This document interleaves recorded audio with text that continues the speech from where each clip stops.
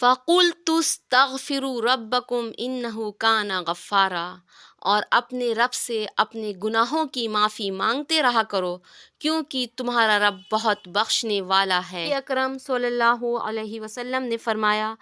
ہر برائی کے بعد کوئی نہ کوئی نیکی کیا کرو تاکہ نیکی اس برائی کو مٹا دے۔ اور نبی اکرم صلی اللہ علیہ وسلم نے یہ بھی فرمایا کہ اگر تم اتنے گناہ کرو کہ گناہ آسمان تک پہنچ جائیں اور پھر توبہ کرو تو اللہ سبحانہ و تعالیٰ تمہاری توبہ قبول کرے گا۔ نبی اکرم صلی اللہ علیہ وسلم نے فرمایا کہ کوئی بندہ ایسا ہوگا کہ وہ اپنے گناہوں کے سبب جنت میں جائے گا۔ صحابہ اکرام نے عرض کیا، یا رسول اللہ یہ کیسے ہوگا؟ نبی اکرم صلی اللہ علیہ وسلم نے فرمایا کہ وہ اپنے گناہوں پر نادم ہوگا اور وہ اپنے گناہوں کی توبہ کرے گا تو اللہ سبحانہ و تعالیٰ اس کی توبہ قبول کرے گا اور اس کو جنت میں داخلہ عطا فرمائے گا۔ ابلیس توبہ کرنے والے کے حق میں یہ کہتا ہے، کاش میں اسے گناہ میں مبتلا نہ کرتا، کیونکہ گناہ میں مبتلا ہونے کے بعد اس کے آنسوؤں نے اس کے گناہ کو دھو دیا۔ اکرم صلی اللہ علیہ وسلم کا قول ہے کہ نیکیاں برائیوں کو اس طرح مٹا دیتی ہیں جس طرح سے پانی کپڑے کے میل کو دور کر دیتا ہے۔ صبح استغفار کے ساتھ اٹھنا چاہیے اور رات میں استغفار کے ساتھ سونا چاہیے۔ آگے والی آیت میں اللہ سبحانہ و تعالیٰ ارشاد فرماتے ہیں، وَيُمْدِدْكُمْ بِأَمْوَالٍ وَبَنِينَ، اللہ تعالیٰ تمہاری مدد کرے گا تمہارے مال کے ذریعے سے اور تمہاری اولاد کے ذریعے سے، یعنی اللہ سبحانہ و تعالیٰ تمہارے مال میں اضافہ کرے گا اور تمہاری اولادوں میں برکت دے گا۔ وَيَجْعَلْ لَكُمْ جَنَّاتٍ وَيَجْعَلْ لَكُمْ أَنْهَارًا، اور وہ تمہارے باغات دے گا تمہیں اور تمہارے لیے نہریں بنا دے گا۔ اس آیت میں اللہ سبحانہ و تعالیٰ نے استغفار کے فوائد بتائے کہ وہ لوگ جو کثرت سے استغفار کرتے ہیں اور اپنے رب سے گناہوں کی توبہ طلب کرتے رہتے ہیں تو اللہ تعالیٰ ان کو ان اکرام سے نوازے گا۔ سب سے پہلا فائدہ استغفار کرنے کا یہ ہے کہ جو شخص اپنے گناہوں کی مغفرت طلب کرے گا، انہو کان غفارا، تو اللہ تعالیٰ اس کو بخش دے گا۔ اور دوسرا فائدہ یہ ہے کہ اس کی دنیاوی مشکلات، دنیاوی مصائب، دنیاوی تکالیف دور کر دے گا اور مزید اس پر رحمتوں کی بارش کرے گا۔ یہ بات میں اپنے آپ سے نہیں کہہ رہی ہوں، یہ سورہ نوح کی یہ آیت اس بات پر دلیل ہے کہ اللہ سبحانہ و تعالیٰ نے اپنی کتاب میں فرمایا ہے کہ استغفار کرتے رہا کرو، تم پر رحمتوں کی بارش ہوتی رہے گی۔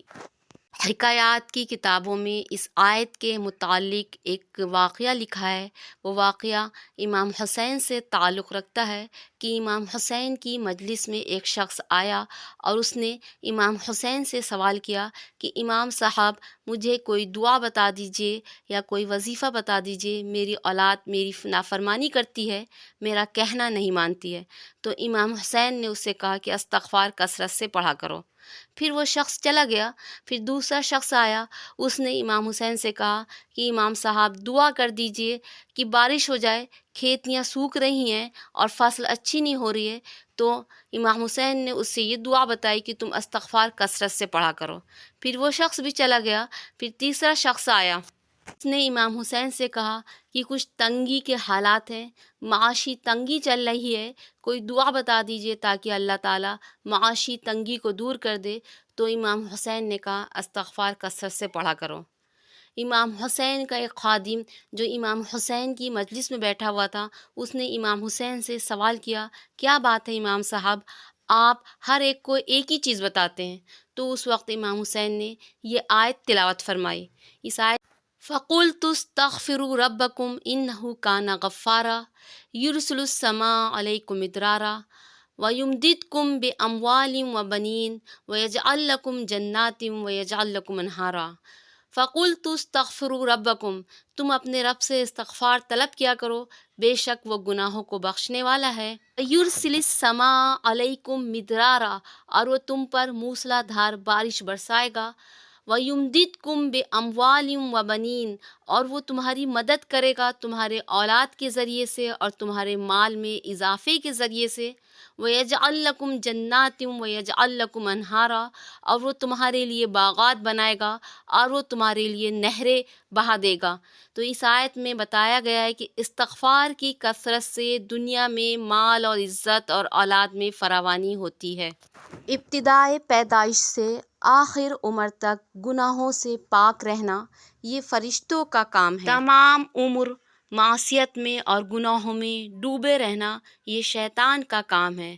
اور نادم ہو کر اپنے گناہوں سے توبہ کرنا اور گناہوں کے راستے کو چھوڑ کر اللہ کی عبادت کے راستے پر آنا یہ انسان اور آدمیوں کا کام ہے۔ نبی اکرم صلی اللہ علیہ وسلم کا معمول تھا کہ وہ دن میں 70 مرتبہ توبہ کرتے تھے، باوجود یہ کہ وہ انبیاء کے سردار تھے اور گناہوں سے معصوم تھے، پھر بھی وہ دن میں ایک روایت کے مطابق 100 مرتبہ توبہ کرتے تھے اور ایک روایت کے مطابق دن میں 70 مرتبہ استغفار کرتے تھے۔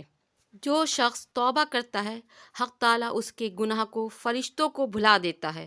ان فرشتوں کو جنہوں نے وہ گناہ لکھے تھے، اور اللہ سبحانہ و تعالیٰ اس کے ہاتھ پاؤں کو وہ گناہ بھلا دیتا ہے جن سے اس نے وہ گناہ سرزد کیے تھے، اور اس جگہ کو بھی بھلا دیتا ہے جہاں پر اس نے وہ گناہ سرزد کیے تھے، تاکہ جب وہ شخص اللہ سبحانہ و تعالیٰ کی درگاہ میں حاضر ہو تو اس کے گناہ کا کوئی گواہ نہ نکلے۔ اور نبی اکرم صلی اللہ علیہ وسلم نے فرمایا، اس سے پہلے کہ حلق میں جان پھنس جائے اور انسان کے غرغرے کی کیفیت شروع ہو جائے، اللہ تعالیٰ ہر بندے کی توبہ کو قبول فرماتا ہے۔ حق تعالیٰ شانہ اس شخص کے واسطے کرم کا ہاتھ پھیلائے ہوئے ہے جس نے دن کو گناہ کیا،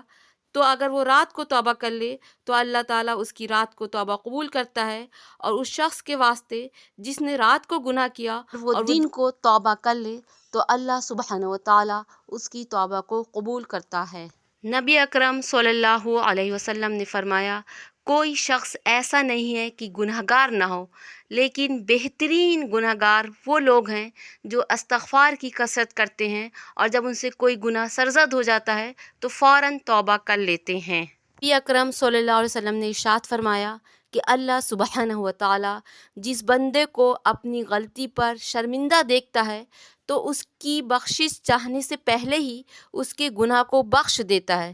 نبی اکرم صلی اللہ علیہ وسلم نے ارشاد فرمایا، مغرب کی طرف ایک دروازہ ہے جس کی چوڑائی 70 برس کی ہے، آسمان پیدا ہوئے ہیں اس دن سے وہ دروازہ توبہ کے واسطے کھلا ہوا ہے، اور جب تک سورج مغرب سے نہیں نکلے گا جب تک وہ دروازہ بند نہ ہوگا۔ اور نبی اکرم صلی اللہ علیہ وسلم نے یہ فرمایا کہ دوشنبے اور جمعرات کو بندوں کے نام اعمال اللہ سبحانہ و تعالیٰ کے سامنے پیش کیے جاتے ہیں، جس نے توبہ کی ہوگی اس کی توبہ قبول ہوتی ہے، اور جس نے بخشش چاہی ہوگی اس کی مغفرت ہو جاتی ہے۔ جو لوگ دلوں میں کینہ بھرے رکھتے ہیں تو اس طرح کے گنہگار کو اسی طرح چھوڑ دیا جاتا ہے۔ اللہ سبحانہ و تعالیٰ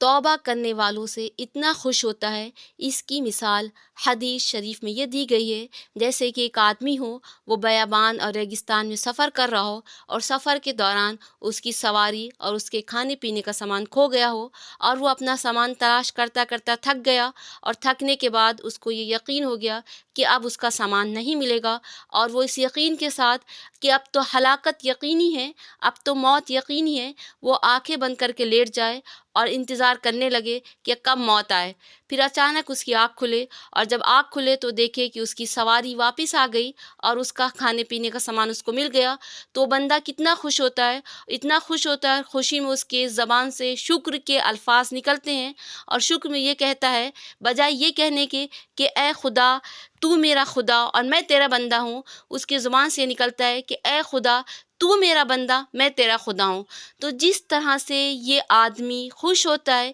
اسی طرح سے اللہ سبحانہ و تعالیٰ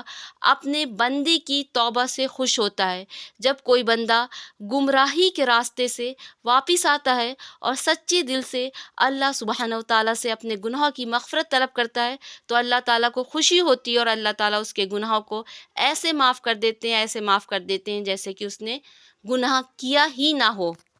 یہ مذہب اسلام کی بہت بڑی خوبی ہو، چاہے کتنا ہی بڑا گناہ گار ہو، چاہے فاحشہ عورت ہو، چاہے شرابی ہو، چاہے جواری ہو، کتنا ہی بڑا گناہ گار ہو، لیکن ایک دفعہ سچے دل کے ساتھ اللہ سبحانہ و تعالیٰ کے سامنے آئے اور اپنی شرمندگی کا اظہار کرے، اپنے گناہوں پہ نادم ہو اور سچے دل سے توبہ کرے، تو اللہ تعالیٰ اس کے بڑے سے بڑا گناہ کو معاف کر دیتے ہیں۔ یہ اللہ سبحانہ و تعالیٰ کا وعدہ ہے، اور یہ اللہ سبحانہ و تعالیٰ کی صفت رحمت کا سب سے اعلیٰ مظہر ہے۔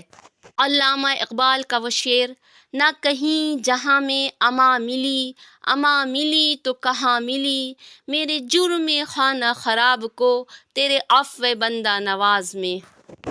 توبہ کی قبولیت کے لیے کچھ شرطیں ہیں۔ سب سے پہلی شرط یہ کہ انسان سچے دل سے توبہ کرے اور اس بات کا عزم کرے کہ وہ آئندہ یہ گناہ نہیں کرے گا۔ اور انسان کی توبہ اس وقت تک قبول ہوتی رہتی ہے جب تک کہ آخرت کے حالات اس پہ ظاہر نہ ہوں، یعنی جب انسان کا آخری وقت ہوتا ہے اور اس کے غرغرے کی کیفیت شروع ہو جاتی ہے، دم حلق میں آ جاتا ہے، اگر وہ آخرت کے حالات دیکھ کر، فرشتوں کو دیکھ کر توبہ قبول کرتا ہے تو اس وقت کی توبہ تو نہیں قبول ہوتی ہے، لیکن اس سے پہلے اگر وہ حقیقت میں اپنے گناہوں پہ شرمندہ ہو تو اس وقت توبہ قبول ہو جاتی ہے۔ حدیث شریف میں یہی بیان کیا گیا ہے کہ جب تک سورج مغرب سے نہ نکلے، کیونکہ سورج کا مغرب سے نکلنا یہ قیامت کی سب سے بڑی نشانی ہے، تو جب تک سورج مشرق سے نکلتا رہے اور بندے اللہ سبحانہ و تعالیٰ سے توبہ کرتے رہیں تو اللہ سبحانہ و تعالیٰ ضرور اور بالضرور ان کی توبہ کو قبول کرے گا۔ لیکن جب سورج مغرب سے نکل آئے گا، کیونکہ قیامت کی نشانی ظاہر ہو جائے گی، تو اس وقت توبہ کا دروازہ بند ہو جاتا ہے۔ غرغرے کی کیفیت سے پہلے اللہ سبحانہ و تعالیٰ انفرادی طور پر بھی اور اجتماعی طور پر بھی سب کی توبہ قبول کرتا ہے۔ اللہ سبحانہ و تعالیٰ ہمیں توابین میں سے بنا دے۔ وما علینا الا البلاغ، والسلام علیکم۔